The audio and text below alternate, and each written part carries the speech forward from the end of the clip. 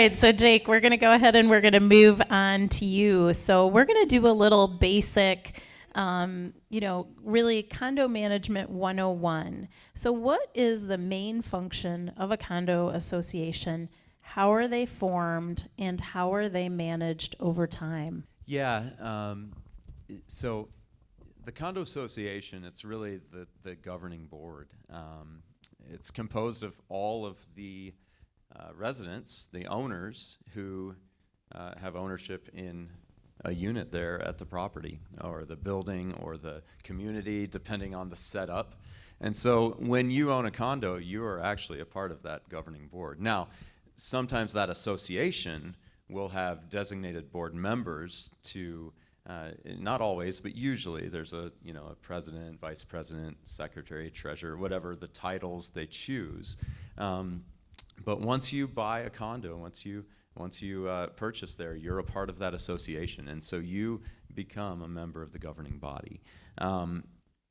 Oftentimes, that association or that board will elect to hire a property management company like mine to sort of run the operations of the place, whether it's a building, whether it's a community, or whatever the case may be.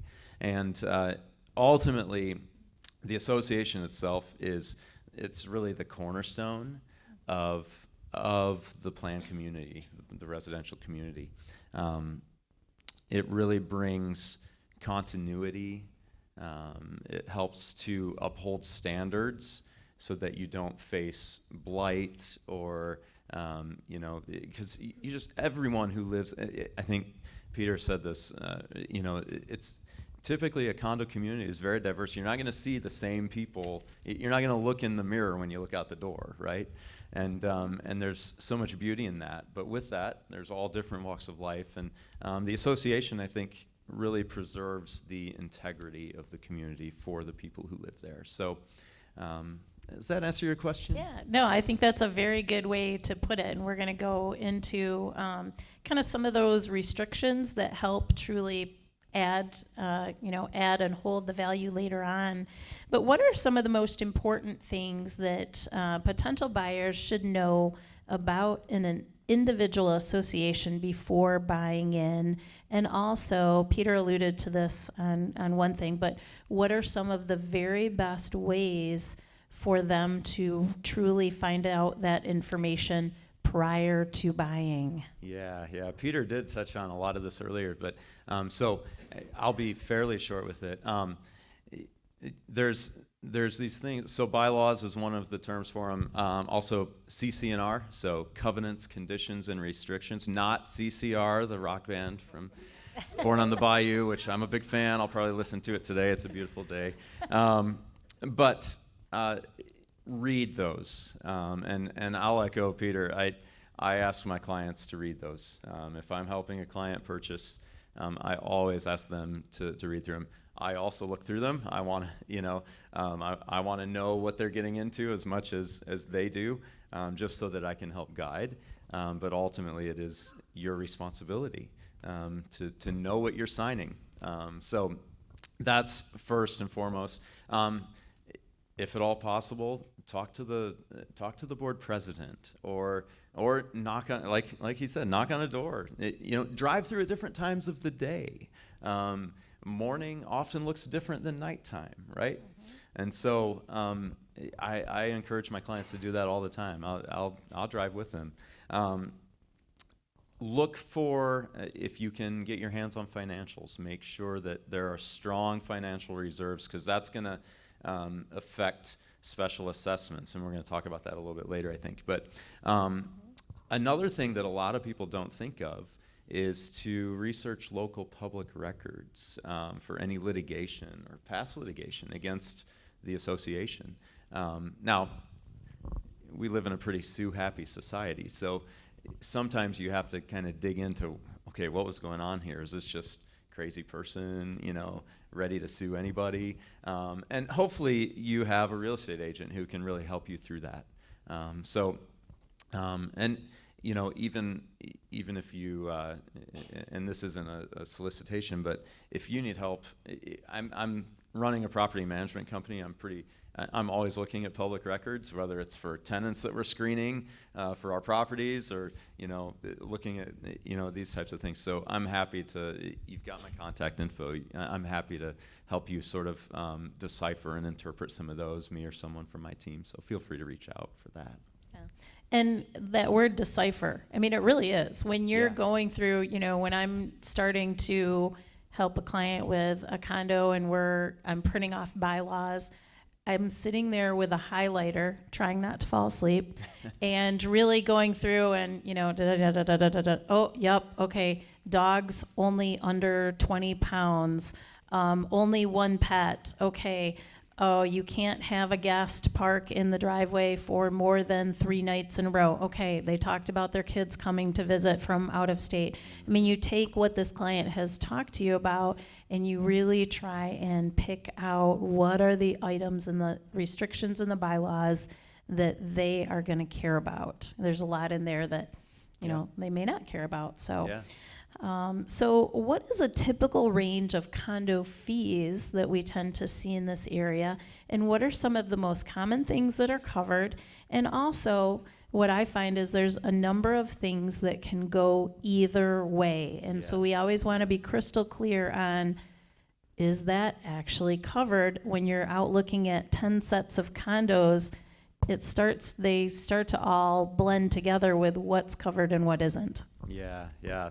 And I hate questions like, what's the typical fee? Because That's why I ask it. Yeah. Give it to the new guy. Oh, wait. I guess these guys haven't been up here before, right?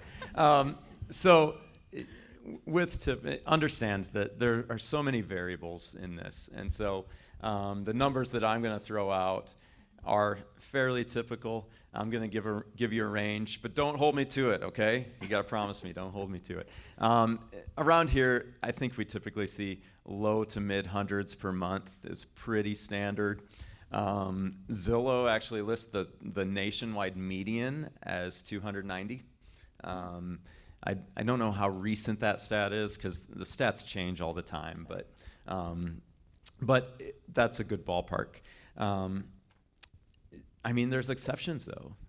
Luxury condos that have just a huge list of amenities and location, all that type of stuff could be upwards of the thousands per month. And so that's why it's so important to know what you're getting into beforehand. Things that are covered, very often, if there's a pool, a clubhouse, the grounds, snow removal, these types of things are typically covered in condo communities. There's obviously different things, but things that could go either way. Oftentimes water, sewer. Sometimes there's one water line that feeds that whole property. Other times each unit is individually metered, and oftentimes it's depending on the setup of the community. A site condo with individual homes, most likely they're going to have individual meters. Not always, but most likely. Sometimes I've seen cable TV included in those fees. So trash is one. A community with one building or a few buildings, several buildings might have one dumpster area rather than individual trash bins that you roll out every week. Those are some of the main ones that I see go either way. I think it really, again, I'll refer back to knowing those bylaws, knowing the covenants and the conditions and all of that. Yeah, I kind of set him up with that question because I was going to say the real answer is there is no typical set of fees because they can absolutely be all over the board. But a lot of the condos that I see in like a standard ranch condo, easily between $250 and about $375 per month that we see regularly right in this area. But they do absolutely change. So one of the big reasons that many people do move to a condo is to get rid of that exterior maintenance. But I will say that I get this often on the exterior side, there's a lot of things that can go either way as well. Yeah. So talk about some of the things that you might think are covered that are really not covered. Yeah. This time of year, too, for me, I have 3 daughters, 14, 12, and 10. And this time of year is when I'm like, man, I would love to not have to do any work on our house, because my oldest plays soccer and volleyball at the same time. My middleest runs cross country, and my youngest plays soccer, and I coach her. So it's like we are running from 6 a.m. till oftentimes 9 at night. So, but that said, in a condo, that's a great reason to simplify and get away from a lot of that exterior housework that is tedious and takes up time and energy and money. But one of the things that I think a lot of people really get surprised by, and again, it might not be the case in every condo community, but doors and windows are very often the owner's responsibility. And so I think that one probably takes most people by surprise. And then within that, let's just say, I don't know, a car runs into your front door. There's probably more damage than just the door, but let's pretend. Maybe it was a motorcycle, just hit the door. It's crazy gnome lady running into your door. Yeah. And you've got to replace that door. You don't necessarily get to choose exactly what that door looks like, because you've got to refer back to all of those conditions in the bylaws. So it's really important to know those. But that's probably one of the biggest. And then one of the properties that we manage, we don't manage in the HOA of this particular property, but we manage several units that are rentals in the property. The deck repair and the upkeep is actually the owner's responsibility as opposed to the association. And so on the flip side of that coin, there's a different condo association where we manage one rental unit in it, and that one is actually the association's responsibility. So it just really varies. And so, I'm going to sound like a broken record, but you got to go back and know what you're getting into, because it could be different depending on where you actually purchase. Another one, snow removal. Sometimes it's the owner's responsibility. Sometimes it's the association responsibility. When I was in college, I worked for a snow removal company. And, we'd get my roommates and I would get the call at 3 a.m., got to go out and shovel snow. They didn't trust the college kids to drive the trucks, so we would just drive to the site with our shovels, and we'd go behind the plow, because this particular condo association, the plow would get, 24 inches from the garage door, and then we had to go through and shovel by hand up to the garage door, and then also the walk up to the door. There's others where actually one of the other sites that we went and removed snow for, the shovelers didn't have to do anything because it was the owner's responsibility for the walkway. So we got to go to Perkins early, and we beat the snowplow drivers there, because that was where we ended up, Perkins. I don't know why, it just was. Yeah, and that's really, really important, because if you're buying specifically so that you want to be safe and make sure that you do not have to go out there and shovel your own walk, that's a huge consideration. And hands down, often when I'm shopping with clients and we start to narrow it down, it's really helpful to put these items into a spreadsheet, because that's kind of the only way to remember what is included in each one and what isn't, so that you can start to kind of compare apples to apples. Okay, so we're going to talk just a second about restrictions. So one of the things that, if you don't like restrictions, condos can be really challenging. But the bottom line is, by upholding the rules and prohibiting a lot of these activities, it does tend to keep the places safer, and it also really leads to upholding the property value of that association.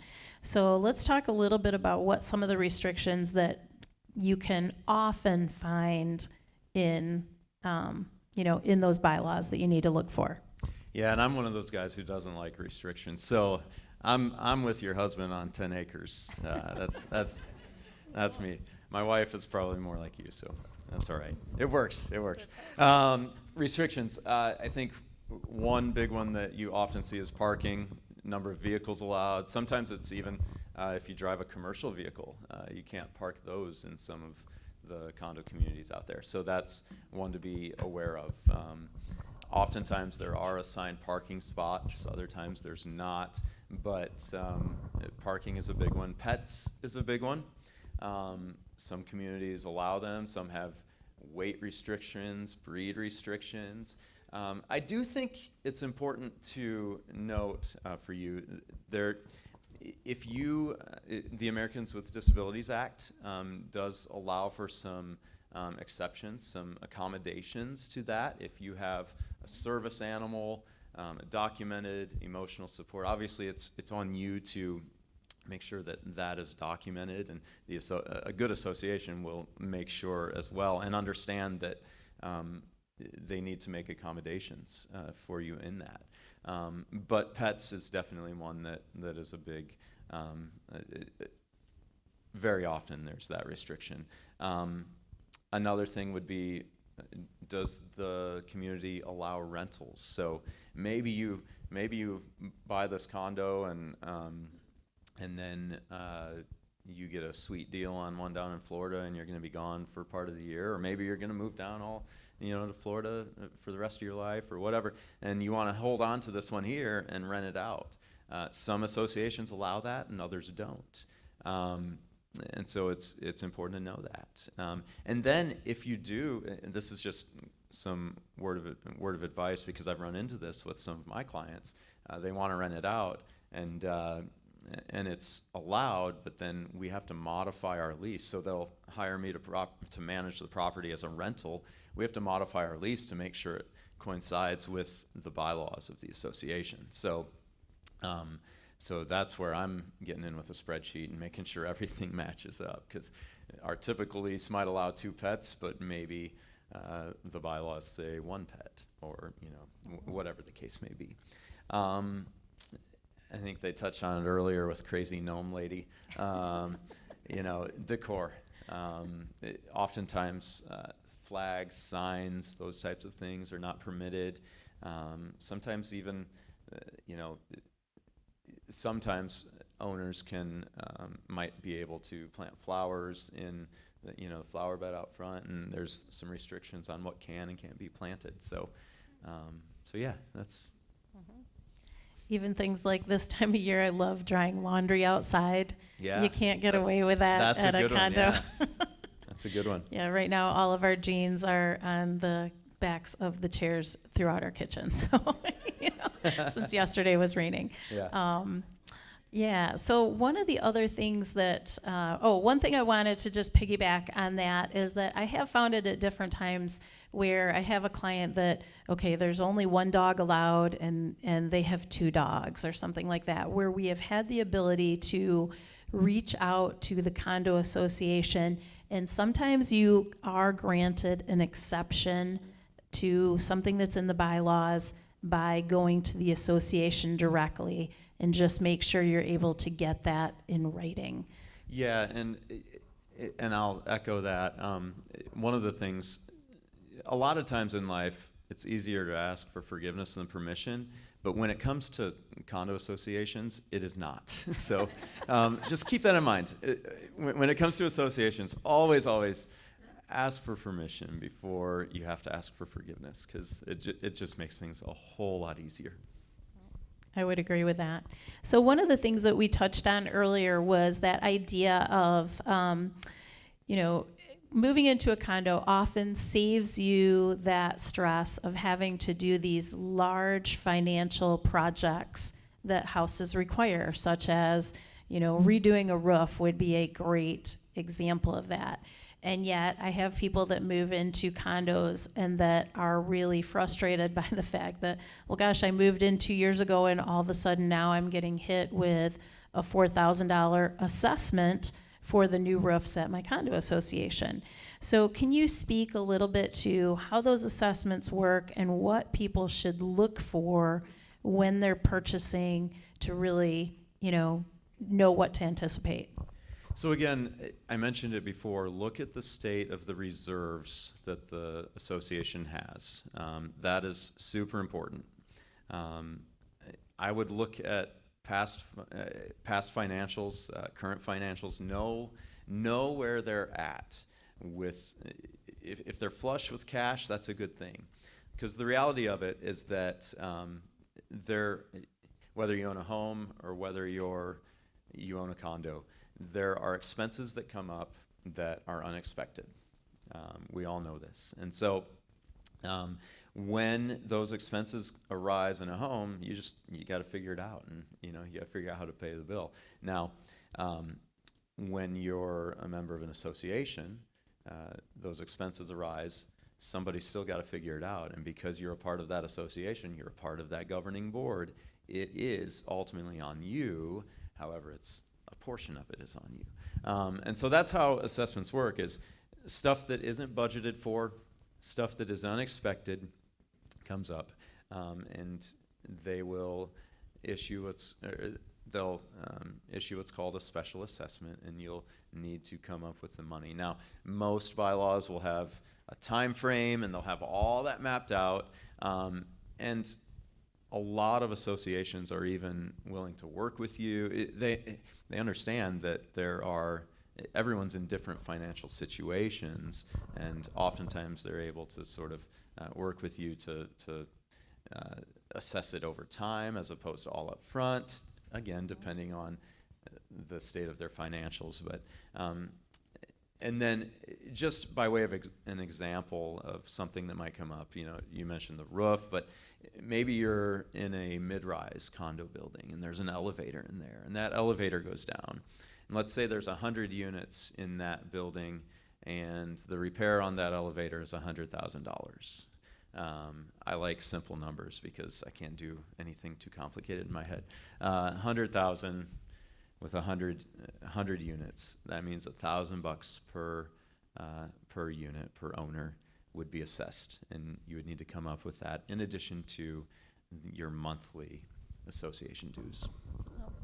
And one other thing that Peter alluded to earlier was that idea that if you are buying or selling at that time, any outstanding assessment or even an upcoming assessment that we know about can be factored into the contract. So if I'm working with someone who's going to be selling, and we know, I'm reaching out to the association, finding out, are there any current assessments? Are there any anticipated assessments that they've already decided on?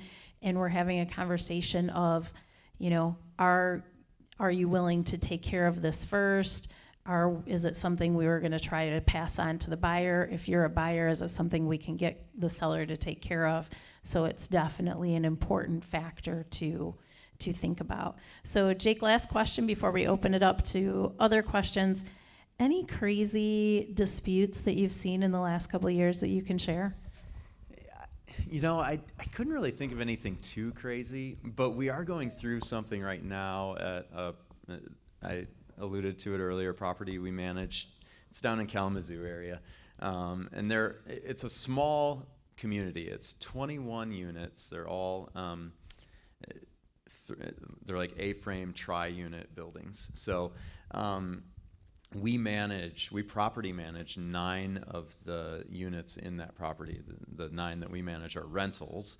There's a mixture of owners and rentals in the remaining units, but there's one particular unit where, and we've been kind of going back and forth with the HOA for several months now. There's one particular unit where I don't know how they got away with this, but it looks like, you guys know the show Sanford and Son? Their yard looks like the set of Sanford and Son, and I couldn't believe the HOA wasn't doing anything about it, because it's very clear in the bylaws, and so we've personally been kind of making a stink about it, because it makes it difficult to lease the other units. We know that the owners who actually care for their place don't like it, and then at the end of the day, we're hoping that we can potentially get, my clients are looking to probably buy some more units in that building, and if they can get majority ownership, then we could take over the HOA there and clean it up a little bit. So not too crazy. Yeah. Oh, come on, I was looking for something way more fun than that. No,